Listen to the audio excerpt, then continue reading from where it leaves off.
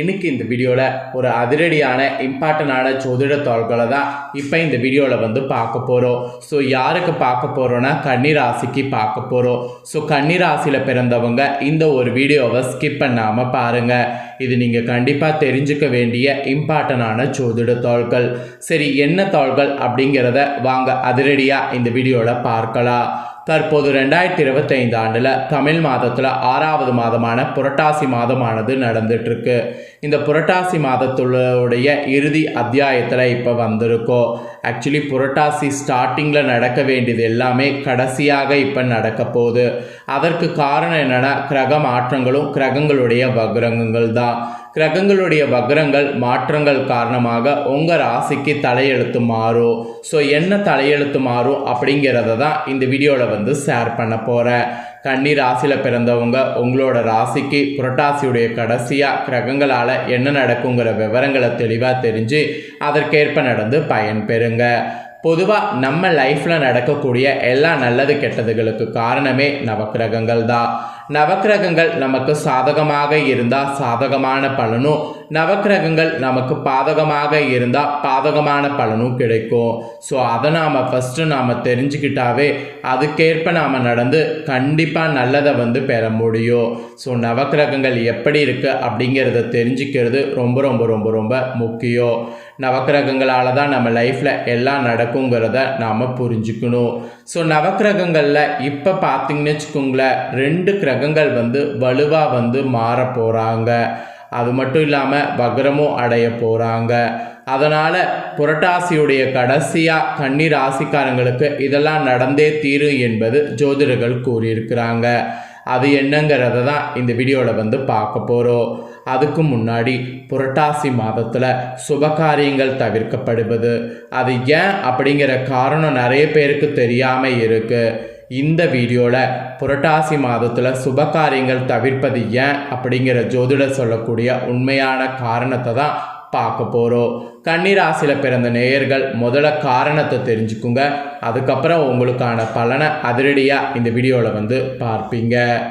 புரட்டாசி மாதத்தில் பெரும்பாலும் சுபகாரிய நிகழ்ச்சிகள் நடத்தப்படுவது இல்லை.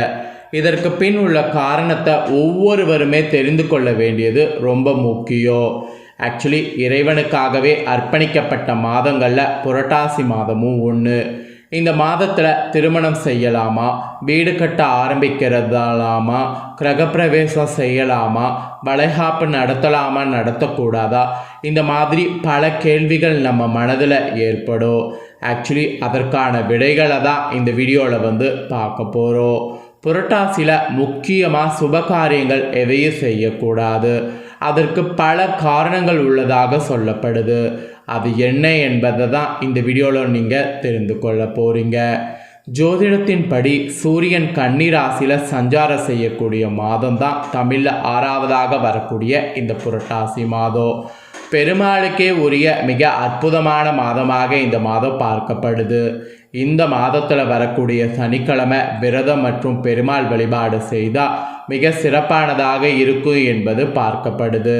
அது மட்டும் இல்லாமல் புரட்டாசி மாதத்தில் வரக்கூடிய மகாலயபட்ச கால விரதம், மகாலய அமாவாசை விரதம் மிகவும் விசேஷமானது என்று சொல்லப்படுது. ஆக்சுவலி இந்த காலத்தில் முன்னோர்களுக்கு தர்ப்பணம் கொடுக்க உரியது என்று சொல்லலாம். இந்த மாதத்தில் வரக்கூடிய நவராத்திரி பண்டிகை அம்பாளை வேண்டி வழிபடக்கூடிய மிக கோலாகலமாக கொண்டாடப்படக்கூடிய ஒன்று. இப்படி பல இறை வழிபாடு விசேஷங்கள் வரக்கூடிய இறைவனுக்கென அர்ப்பணிக்கப்பட்ட மாதம் புரட்டாசி என்பதால் இந்த மாதத்தில் திருமணம் உள்ளிட்டவை செய்யப்படுவதை முன்னோர்கள் தவிர்த்து விட்டனர். முழுக்க முழுக்க இறை வழிபாட்டிலேயே இருந்து விட்டனர். ஆக்சுவலி திருமணம் செய்யறதுக்கு உகந்தது சித்திரை, வைகாசி, ஆவணி, தை, பங்குனி ஆகிய மாதங்கள். இதுதான் மிகவும் உகந்தது என ஜோதிட சாஸ்திரங்களில் குறிப்பிடப்படுது. இந்த மாதங்களில் திருமணம் போன்ற சுபகாரியங்கள் செய்தால் மணமக்கள் மகிழ்ச்சியும் புத்திர பாக்கியத்தோடு வாழ்வார்கள் என்ற நம்பிக்கை உண்டு. அதே போல் ஆடி, புரட்டாசி, மார்கழி ஆகிய மாதங்களில் திருமணம் போன்ற சுபகாரியங்கள் செய்யக்கூடாது. வைகாசி, கார்த்திகை ஆகிய மாதங்களில் எந்த சுபகாரியங்களையும் செய்யலாம். அதுவும் கர்ப்பிணி பெண்களுக்கு இந்த புரட்டாசி மாதம் ஒற்றைப்பட மாதமாக அமையக்கூடிய பட்சத்தில் வளைகாப்பு நடத்த எந்த ஒரு பிரச்சனையும் இல்லை. பொதுவாக நம்மளுடைய நாட்காட்டில் வாஸ்து நாள் என்று பார்த்திருப்போம். ஆனால் ஆனி, புரட்டாசி, மார்கழி, பங்குனி ஆகிய 4 தமிழ் மாதங்களில் மட்டும் வாஸ்து நாள் என்று குறிப்பிடப்பட்டிருக்காது. அதனால் இந்த 4 மாதங்களில் பொதுவாக வீடு கிரக பிரவேசம், வாஸ்து பூஜை செய்யப்படுவதற்கு உகந்த மாதம் கிடையாது. வாடகை வீடாக இருந்தாலும் வீடு குடி போகக்கூடாது. ஆல்ரெடி வீடு கட்ட தொடங்கிய பணி நடந்து கொண்டிருந்தால் இந்த மாதத்தில் பணிகளை மேற்கொள்ள எந்த தடையும் இல்லை. புதுசாக எதையும் ஸ்டார்ட் பண்ணக்கூடாது. இந்த புரட்டாசி மாதம் இறை வழிபாடுக்கும் முன்னோர்கள் வழிபாடு செய்வதற்கும் மிகவும் உகந்தது. அதனால தான் சொல்கிறேன். அப்புறம் தை அமாவாசை, ஆடி அமாவாசை மற்றும் புரட்டாசி மாதத்தில் வரக்கூடிய மகாலய அமாவாசை முன்னோர்களை வழிபட மிக முக்கியமான நாளாகும். அது மட்டும் இல்லாமல் புரட்டாசி மாதத்தில் வரக்கூடிய மகாலயபட்ச காலம் 15 நாட்களுமே விரதம் தான். மகாலய அமாவாசை விரதம் இதனாலேயே புரட்டாசியில் மிகவும் விசேஷமானது. இந்த காலத்தில் முன்னோர்களுக்கு தர்ப்பணம் கொடுக்க உரிய நாட்களாக சொல்லப்படுது. புரட்டாசி மாதத்தில் மகாலயபட்சம் முன்னோர்களுக்காகவே அனுஷ்டிக்கப்படுது. அதே போல் பெருமாளுக்கு விரதம் இருக்கக்கூடிய மாதம், நவராத்திரி பண்டிகைகளை கொண்டாட மாதம் என்பதால் இந்த மாதத்தில் திருமணம் உள்ளிட்ட சுபகாரியங்கள் நடத்துவதை முன்னோர்கள் தவிர்த்து விட்டனர். ஆனால் புரட்டாசியில் வளைகாப்பு நடத்தலாம். ஸோ இதுதான் புரட்டாசியில் சுபகாரியங்கள் செய்யக்கூடாதுங்கிறதுக்கான காரணங்கள். ஸோ செய்யக்கூடாது அப்படிங்கிறதுக்கான காரணங்களை நீங்கள் இப்போ தெளிவாக பார்த்துட்டீங்க. இப்போ தான் உங்களுக்கான கிரக நிலைகளால் கிரகங்கள் வக்ரம் பெறதுனால உங்கள் கன்னிராசினியர்களுக்கு புரட்டாசியுடைய கடைசியாக என்ன பலன் கிடைக்குங்கிறத ஷேர் பண்ண போகிறேன். ஸோ புரட்டாசியுடைய கடைசியாக என்ன பலன் கிடைக்கும் அப்படிங்கிறத தெளிவாக தெரிஞ்சுக்குங்க கன்னிராசிக்காரங்க. கன்னிராசிக்கார நேயர்களுக்கு புரட்டாசியுடைய கடைசியில் கிரகநிலைகளை ஆராய்ந்து பார்க்கும் பொழுது உங்களுடைய ராசிநாதன் புதன் உங்கள் ராசியிலே சஞ்சரிக்கிறார். அவர் உச்சம் பெற்று விரையாதிபதி சூரியனோடு இணைந்து சஞ்சரிக்கிறார். எனவே வருமானம் ஒரு புறம் வந்தாலும் விரயங்கள் மறுபுறம் உங்களுக்கு ஏற்படும். பயணங்கள் உங்களுக்கு அதிகரிக்கும். புகழ்பெற்ற ஆலயங்களுக்கு சென்று வர வேண்டும் என்ற எண்ணம் உங்களுக்கு பூர்த்தியாகும். அரசு வேலைக்கு விண்ணப்பித்த அத்தனை பேருக்கும் அது கைகூடலாம். 10ல் குரு இருப்பதால் பதவி மாற்றமும் இடமாற்றமும் வருவதற்கு அறிகுறி தென்படுது. அந்த அறிகுறி தென்படுறதுனால இப்போ அதற்கான முயற்சி செய்யுங்க. கண்டிப்பாக உங்கள் முயற்சிக்கேற்ப வெற்றி கிடைக்கும். இதில் கடைசியாக புரட்டாசியில் துலாம் ராசியில் புதன் வருகையானது இருக்குது. இதனால் உங்களுக்கு என்ன நடக்குங்கிறத சொல்கிறேன், தெரிஞ்சுக்குங்க.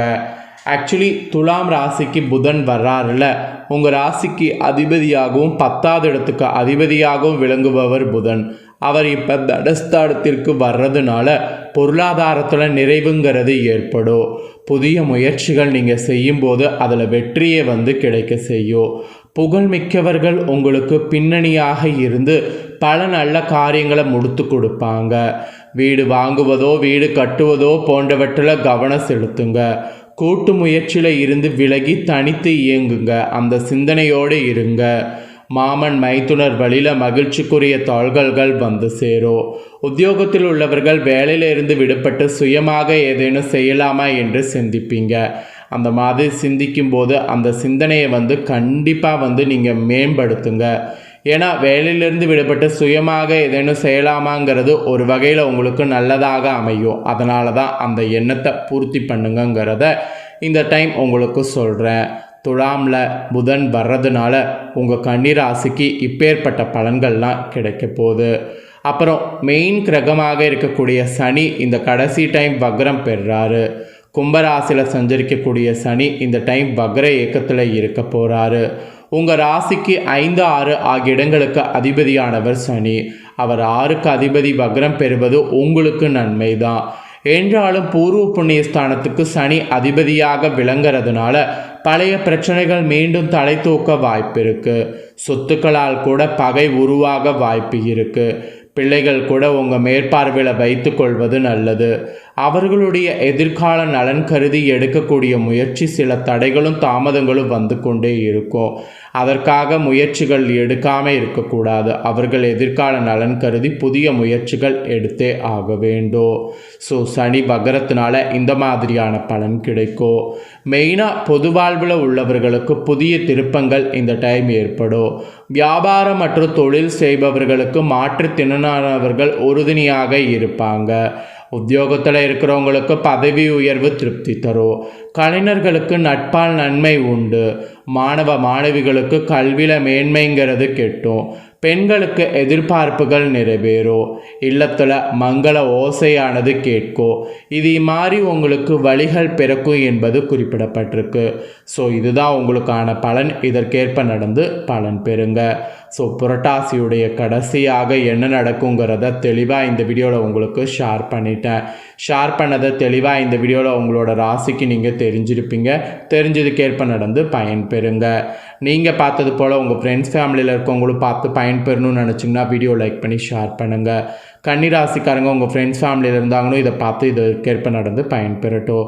இதே போல் புதிய தகவல்களை தெரிந்து கொள்ள சேனலை சப்ஸ்கிரைப் பண்ணுங்கள். நெக்ஸ்ட்டு இதே போல் சுவாரஸ்யமாக வேறொரு வீடியோவில் வந்து சந்திக்கிறேன். தேங்க்யூ.